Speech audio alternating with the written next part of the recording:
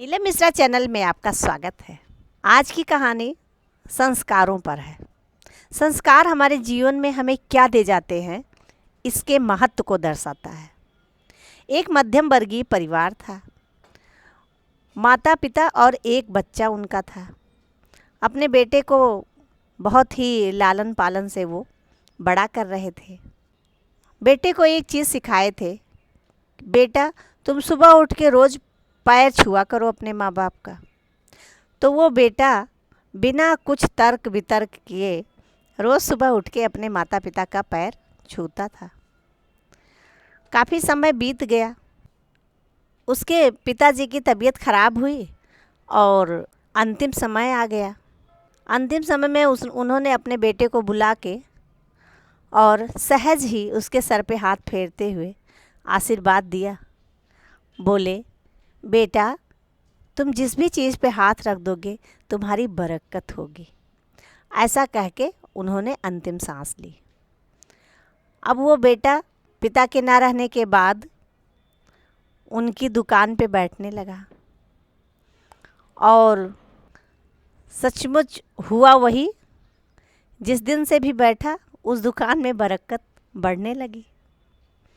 जो पहले एक छोटी सी दुकान थी, केवल 6 ही महीने के अंतर में वो दुकान और बड़ी हो गई और उसकी 2-3 ब्रांचें भी खुल गई। तो कई लोग उसे बधाई देने आते कि आप सफल हो रहे हैं, आप सफलता की ऊंचाइयों पे जा रहे हैं। तो वो तुरंत ये बोलता, ये तो मेरे पिताजी के आशीर्वाद का फल है, ये तो मेरे पिताजी के आशीर्वाद का फल है। ऐसा वो हर एक को जवाब देता और पिताजी के आशीर्वाद से ही बरकत होती है, ऐसा उसे हमेशा महसूस होता था। और देखते ही देखते कुछ ही सालों में वो शहर का बहुत ही नामी गिरामी सेठ हो गया। उसकी गिनती पूंजीपतियों में होने लगी। कई सारे पूंजीपति उससे बोलते, भाई आपने तो बहुत जल्दी इतनी तरक्की हासिल कर ली। तो वो बोलता, ये तो मेरे पिताजी के आशीर्वाद का फल है। सब लोग यही कहते कि अरे अभी इनसे कुछ ना बोलो, अभी ये बोलेंगे ये मेरे पिताजी के आशीर्वाद का फल है। सब उसकी चर्चा इसी नाम से करते थे। जैसे जब कोई सफल होता है ना, तो कुछ लोग ऐसे भी होते हैं जो उसकी सफलता से खुश नहीं होते हैं। ऐसे ही एक उसका मित्र था जो कि उससे बोला कि भले तुम बहुत सफल हो गए हो, भले तुम इतने बड़े पूंजीपति हो गए हो, पर एक बात तो तुमने अभी तक जाना ही नहीं। तो उसने बोला, क्या, कौन सी बात? उसने बोला, तुमने कभी नुकसान का तो स्वाद ही नहीं चखा।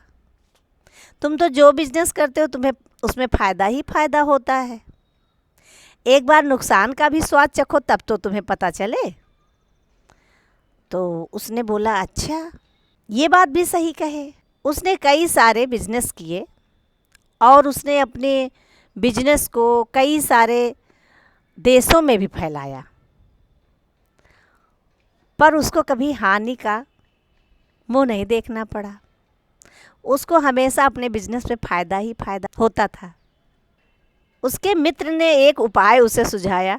बोला, अगर तुम नुकसान का स्वाद लेना चाहते हो, हानि का स्वाद लेना चाहते हो, अपने जीवन में इसका अनुभव करना चाहते हो, तो तुम एक काम कर सकते हो। तो उसने बोला, हाँ बताओ ज़रूर, मैं ये काम ज़रूर करूँगा।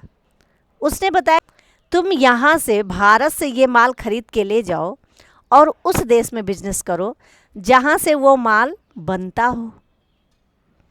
उसने कहा, ठीक है, आखिर मुझे नुकसान का अनुभव कैसे होगा? तो उसने अपने देश से खूब सारा माल अच्छी कीमत पे ख़रीदा और एक जहाज़ में भर के बहुत दूर एक देश में जा पहुंचा। अभी वो वहाँ समुद्र के किनारे अपने जहाज़ से उतरा ही था कि उसने देखा कि वहाँ पे जितने लोग दिखाई दे रहे थे सबके हाथों में चलनी थी किसी के हाथ में छोटी चलनी, किसी के हाथ में बड़ी चलनी, पर जितने लोग दिखाई दे रहे थे सबके हाथ में चलनी था। उसने सोचा ये क्या बात है, सबके सब चलनी लिए हुए हैं, इसका क्या काम है, कहीं ऐसा तो नहीं ये लोग इससे मछली पकड़ते हो। सेठ जी अभी कुछ समझ पाते, इतने में सुल्तान का आगमन हुआ और सब लोग सुल्तान की जय जयकार करने लगे। ये भी वहाँ खड़ा होकर सोच रहा था कि क्या बात है। सुल्तान के साथ भी जितने सिपाही और सैनिक थे उन सब के हाथ में चलनी थी।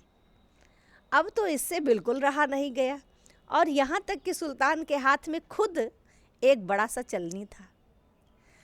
तो ये सुल्तान के आगे बड़े ही विनम्र भाव से नतमस्तक होके प्रणाम किया और बोला कि मुझे समझ में नहीं आता है कि आप सबके हाथों में चलनी क्यों है।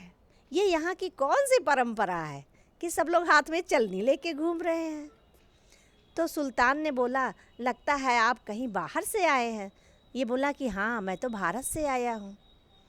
तो उसने बोला, बात दरअसल ये है कि आज सुबह जब मैं टहलने के लिए आया था तो मेरे पिताजी के द्वारा दी गई अंगूठी इसी समुद्र तट के किनारे कहीं गुम हो गई, जो कि मैंने बहुत खोजा लेकिन मिला नहीं है। और बात यह है कि वो अंगूठी मेरे पिताजी की निशानी है, जिसे मेरे पिताजी अपने अंतिम समय में मुझे सौंपे थे। तो मुझे हर हाल में किसी भी कीमत पर वो अंगूठी चाहिए ही चाहिए। इसलिए मैंने अपनी जनता से ये निवेदन किया है कि आप सब में से जो भी मुझे वो अंगूठी ढूंढ के देगा उसे हम अपना आधा राज्य दे देंगे। और साथ ही मेरे सैनिक भी मेरे साथ और सारे सिपाही आए हैं, ये लोग भी ढूंढने आए हैं। तो सेठ ने बोला, वाह, ये तो बहुत अच्छी बात है। आपका अपने पिताजी के प्रति इतना आदर, प्रेम, निष्ठा देखकर मुझे बहुत अच्छा लगा। मुझे मेरे पिताजी की याद आ गई। मेरे पिताजी ने भी मुझे अंतिम समय में जाते जाते मेरे सर पे ऐसा हाथ फेरा और मुझे बोला, बेटा तुम जो भी छुओगे उसमें बरकत होगी। और उसकी देन है कि आज मेरा बिजनेस, आज मेरा व्यापार कई देशों में चलता है और मुझे आज तक कभी नुकसान हुआ ही नहीं। मैं तो नुकसान का स्वाद लेने यहाँ आया हूँ। इसीलिए मैं जहाज़ पे ऐसा माल लेके आया हूँ जो कि आपके यहाँ उसकी पैदावार होती है और मैं यहाँ बेचने के लिए आया हूँ, जिससे मुझे नुकसान का पता चले। और इसीलिए मैं आपकी धरती को प्रणाम करता हूँ।